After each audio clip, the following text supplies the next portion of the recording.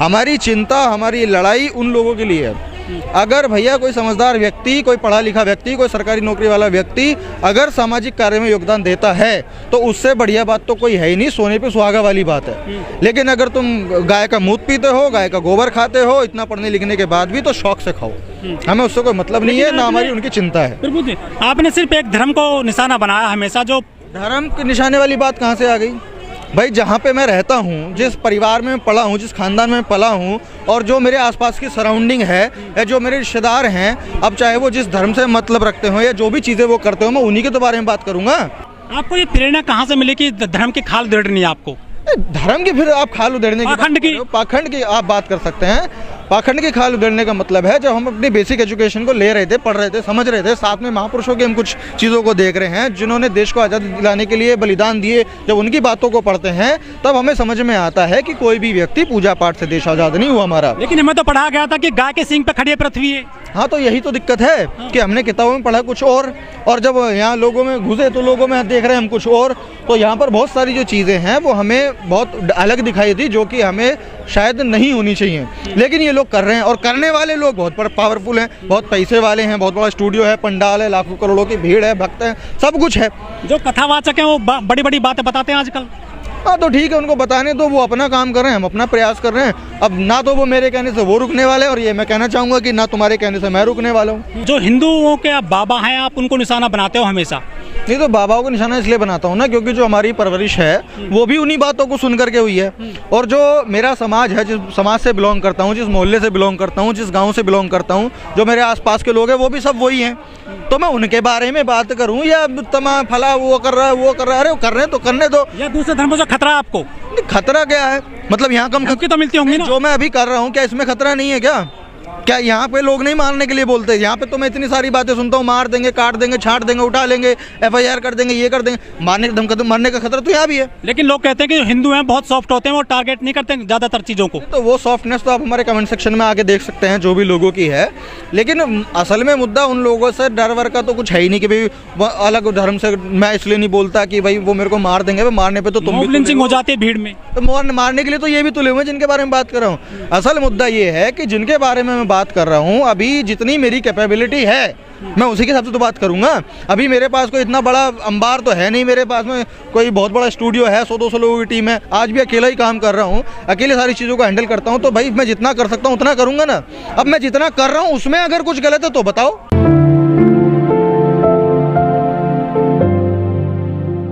नमस्कार, मैं ओमदेव। आज हमें दिल्ली के जंतर मंतर पर, आज यहाँ पर संविधान दिवस मनाया जा रहा है। हजारों लोग यहाँ मौजूद हैं संविधान दिवस मनाने को लेकर। लेकिन हमारे साथ हैं प्रशांत कुमार बौद्ध। आप जानते हैं प्रशांत जी को, ये जो पाखंड हैं उसके खिलाफ बाकायदा रोजाना वीडियो बनाते हैं सोशल मीडिया पर, अपने चैनल पर, और आज हमने भी इनको पकड़ लिया है। प्रशांत जी, जय भीम। सभी को सबसे पहले जय भीम, नमो बुद्धाय। आज आप जंतर मंतर पर आ गए, संविधान दिवस भी है आज, तो आप जो इस तरह से जो रिस्क ले रहे हैं, हम इसको रिस्क की कहेंगे क्योंकि जो लोग आज अपने धर्म की बुराई सहन नहीं कर सकते, वो कभी भी हमला कर देते हैं, मॉब लिंचिंग हो जाती है देश में। तो आप जो इस तरह का कंटेंट दिखाते हो सोशल मीडिया पर, स्पेशली अपने चैनल पर, वो आप इतना जज्बा कहाँ से लाते हो? देखिए, जज्बा अगर देखा जाए तो जज्बा कहीं मिलता नहीं है दुकान पे, और ना ही इसको किसी से उधार लिया जा सकता है। जज्बा जो आता है वो आता है पढ़ाई करने के बाद, जब हम अपनी बेसिक एजुकेशन को ले लेते हैं और उसके बाद में जो महापुरुष रहे हैं हमारे, चाहे वो बाबा साहेब हों, ज्योतिबा फूले हों, काशी राम जी हों, तमाम जितने भी महापुरुष रहे हैं, जब हम उनकी जीवनी को पढ़ते हैं, जीवन संघर्ष को पढ़ते हैं, उनके अचीवमेंट को पढ़ते हैं, और जो उनके ऊपर आने वाली विपदाएं थी, आपदाएं थी, उसके बाद उन्होंने झेल करके क्या अचीव कर दिया और उस अचीवमेंट का क्या बदलाव जो है समाज में आया, जब उन सब चीज़ों को देख करके आकलन करते हैं तो तब एक अंदर से कॉन्फिडेंस आता है कि यदि आज भी मेजॉरिटी में कुछ ज़रूरत है सोसाइटी में, और अगर उसमें हम अपना कुछ योगदान दे सकते हैं तो हमें बिल्कुल देना चाहिए। फिर बात आती है डर की, कि देखो भाई, डर तो सभी को लगता है, और मैं ये भी नहीं कह सकता मुझे डर नहीं लगता। भाई मैं भी इंसान ही हूँ, मेरे भी जो हड्डी पुर्जे सब वही है, तो डर मुझे भी लगता है। लेकिन उस डर के लगने के बाद में मुझे तुरंत वो चीज़ें, वो बातें, वो ज़रूरतें याद आ जाती हैं जो आज भी बहुत बड़ी संख्या में मैं समाज में आज भी देखता हूँ कि भाई जो हमारा बहुजन समाज है, अगर आज भी मतलब देश आज़ाद हो गया, सारी चीज़ें हो गई, उसके बाद भी जो है अगर ये सारी चीज़ें आज हमारे साथ समाज के साथ हो रही हैं, उत्पीड़न हो रहा है, चल रहा है, तो उसका जो मुख्य कारण है कहीं ना कहीं वही है कि हमारा समाज के जो लोग हैं वो शिक्षित नहीं है प्रॉपर तरीके से, उनकी बेसिक एजुकेशन नहीं है, वो कहीं जो गवर्नमेंट जॉब्स हैं वहाँ पर ज़्यादा संख्या में नहीं है, पावरफुल नहीं है, इकोनॉमिक बेस उनका बहुत जो है वो कमज़ोर है। तो वो उसका जो बहुत बड़ा कारण है वो है पाखंड और अंधविश्वास। क्योंकि हमारे देश में कथाओं के माध्यम से, प्रवचनों के माध्यम से और भी कई तरीके से ये बताया जाता है कि अगर आपको एजुकेशन लेनी है तो आप फला उसकी जो है पूजा कर लो, आपको पैसा चाहिए तो पूजा कर लो, आपको समाज में कुछ इज्जत पावर बनानी है, प्राप्त करना है, हाँ मतलब कुछ भी अगर आपको प्राप्त करना है तो आप पूजा मात्र कर लो, आप वहाँ पे ये चढ़ा दो, आप वहाँ पे वो कर दो। मतलब ऐसे अनयूजुअल उपाय हमारे समाज को बताए जाते हैं और हमारा समाज उनको सुन करके समझ के और करता भी है।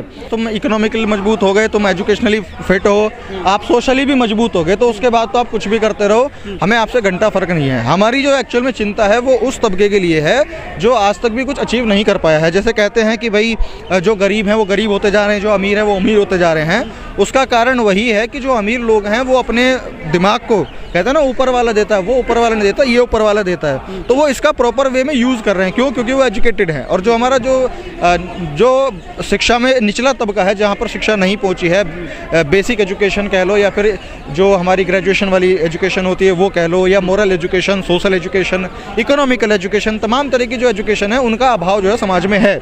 और जब तक वो उनमें नहीं होगा तब तक वो ग्रो नहीं कर पाएंगे।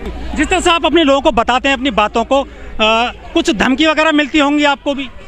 धमकी वमकी तो सब सारी ये चलती है, तो स्वाभाविक सी बात है। अगर मुकदमे वगैरह हुए आप पे? हाँ, वो भी चलते रहते हैं। ये तो ऐसे एक समझ लीजिए कि प्रसाद है कि अगर हम इस फील्ड में जाते हैं या इस लाइन में जाते हैं तो ये प्रसाद के रूप में मिलनी ही मिलनी है। उद्देश्य क्या है सर आपका?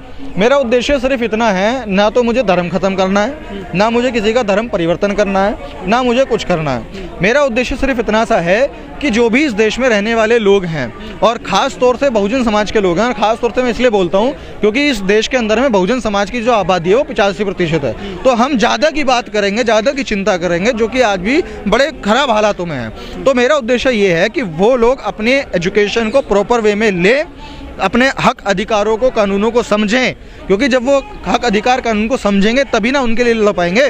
जब किसी को पता ही नहीं होगा कि यहाँ मुझे खड़ा होना अलाउड है या नहीं है, और कोई आके हड़का दे कि चलो यहाँ से निकलो, तो वो क्या बोलेगा जब उसे पता ही नहीं होगा। लेकिन यदि उसे पता होगा कि मेरे को कॉन्स्टिट्यूशनल राइट है कि मैं यहाँ खड़ा हो सकता हूँ, तो वो पलट के सवाल करेगा कि अरे भाई क्यों नहीं खड़ा हो सकता, मेरे पास राइट है।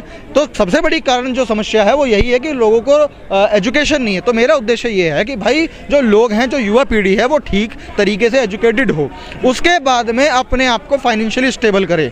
आर्थिक मजबूती जब तक नहीं होगी तब तक ना तो कोई सोशल वर्क कर सकता है, और ना ही कई सारी चीज़ें तरह की जो अड़चन है वो आती हैं। लेकिन जितने ज़्यादा लोग शिक्षित हैं, जितने ज़्यादा लोग धनी हैं, वो उतने ज़्यादा बड़ा भंडारा करते हैं, उतनी बड़ी यात्रा पर जाते हैं,